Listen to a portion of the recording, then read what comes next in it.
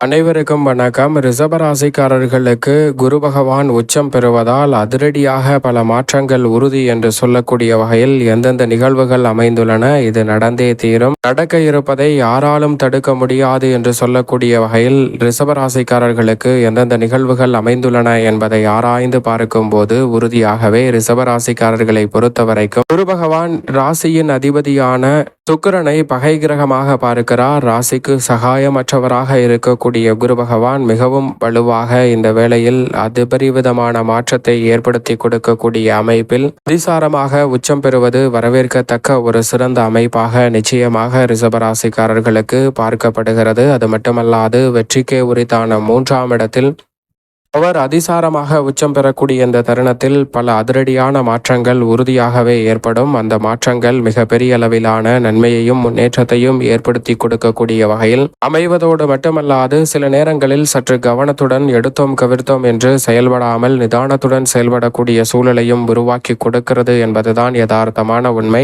ஏனென்றால் ரிஷபராசிக்காரர்களுக்கு ராசியின் அதிபதியான சுக்கிரனை பகை கிரகமாக பார்க்கிறார் குரு. ஆனால் சுக்கிரன் குருவை சமகிரகமாக இருக்கிறார். எனவேதான் இந்த வேளையில் அதிரடியான பல மாற்றங்களை சந்திப்பதற்கான சூழல் உறுதியாகவே ரிஷபராசிக்காரர்களாகிய உங்களை தேடி வருகிறது என்பதுதான் யதார்த்தமான உண்மை.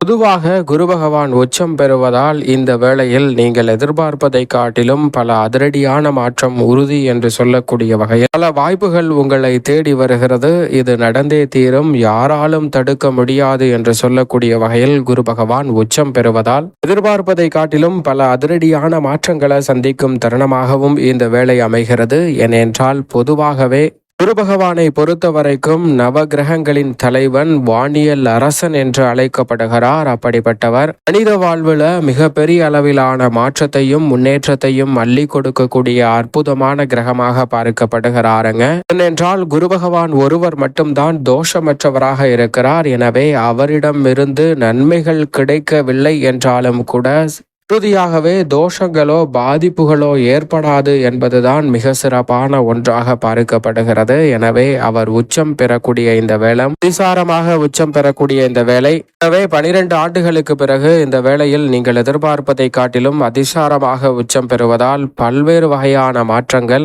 அதிரடியாகவே உங்களை தேடி வருகிறது. அதிலும் குறிப்பாக குரு பகவானை பொறுத்த வரைக்கும் இயற்கை சுபகிரகமாக இருப்பதோடு மட்டுமல்லாது முழு சுபகிரகமாகவும் பார்க்கப்படுகிறார். அவர் இந்த வேளையில் தனித்து வலம் வர போகிறார். அவ்வப்போது சந்திரனோடு மட்டும்தான் இணைகிறார். பெரும்பாலும் ஒரு தனித்து வருவது சாதகமற்ற அமைப்பாக பார்க்கப்பட்டாலும் கூட இந்த வேளையில் அவர் அதீத பலத்துடன் உச்சம் பெறுவதால் பல மாற்றம் உறுதியாகவே உங்களை தேடி வருகிறது. ஏனென்றால் குரு பகவான் வலுவிழந்து நீச்சம் பெறும் தருணம் என்பது பொதுவாகவே சாதகமற்ற ஒரு அமைப்பாக தான் பார்க்கப்படுகிறது. ஆனால் அதே வேளையில் குரு பகவான் ஆட்சி பலம் பெறும்போது எதிர்பார்ப்பதை காட்டிலும் அதிரடியான மாற்றங்களும் முன்னேற்ற வாய்ப்புகளும் நிறைவாக உங்களை தேடி வரும். அதை காட்டிலும் இந்த வேளையில் குரு உச்சம் பெறுவதால் அவருடைய பலம் பல மடங்கு அதிகரிப்பதால் மிகப்பெரிய அளவிலான நல்ல வாய்ப்புகள் உண்டு. அனைத்திற்கும் அதிபதியாகவும் பார்க்கப்படுகிறாருங்க குரு பகவான். ஏனென்றால் நவ கிரகங்களிலேயே அனைத்து துறைகளிலும் தனது ஆதிக்கத்தையும் ஆளுமையையும் செலுத்தக்கூடிய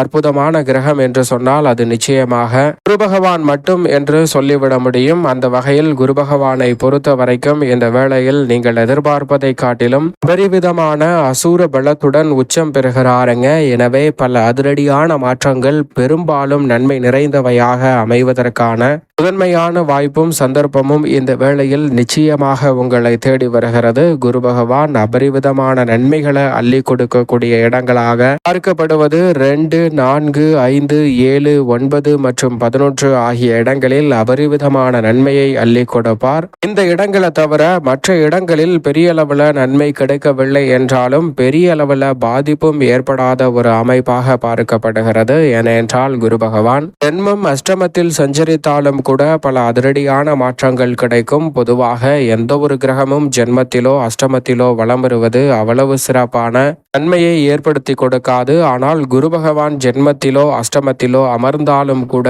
திருமணம், புத்திரபாகியம் உள்ளிட்ட பல சுபகாரியங்கள் தடையில்லாமல் கைகூடுவதோடு நீங்கள் எதிர்பார்க்கக்கூடிய மகிழ்ச்சி இரட்டிப்பாக மாறக்கூடிய வகையில் பல நல்ல வாய்ப்புகளும் சந்தர்ப்பங்களும் உறுதியாகவே கிடைக்கும். என்றால் அவ்வளவு சிறப்பான மாற்றங்களையும் வாய்ப்புகளையும் ஏற்படுத்தி கொடுக்கக்கூடிய இருக்கக்கூடியவராக தான் பார்க்கப்படுகிறாருங்க குரு பகவான். அவர் இந்த தருணத்தில் உச்சம் பெற்ற பலத்தில் அமர்வதோடு மட்டுமல்லாது அதிசாரமாக உச்சம் பெறுகிறார். இதுவும் கூடுதல் சிறப்பு வாய்ந்த ஒன்றாக பார்க்கப்படுகிறது. சுமார் 4 மாத காலம் அதிசாரமாக உச்சம் பெற்று பிறகு வக்ரகதியில் திரும்பி பின்னோக்கி நகர்ந்து பிறகு மீண்டும் முறையாக உச்சம் பெற போகிறார். எனவேதான் வரக்கூடிய தருணம் என்பது குரு பகவான் உச்சம் பெறுவதால் நீங்கள் எதிர்பார்ப்பதை காட்டிலும் பல நன்மை நிறைந்த மாற்றங்கள் உங்களை தேடி வரும். இந்த நாட்களாக முயற்சி செய்து வெற்றி அடையாத பல காரியங்களிலும் குரு பகவான் நல்ல வெற்றியையும் முன்னேற்றத்தையும் நிறைவாக இந்த வேளையில் ஏற்படுத்தி கொடுக்க போகிறார். அதோடு மட்டுமல்லாது குரு பார்க்கின் கோடி நன்மை என்று சொல்வார்கள். குரு பகவானின் சுப பார்வை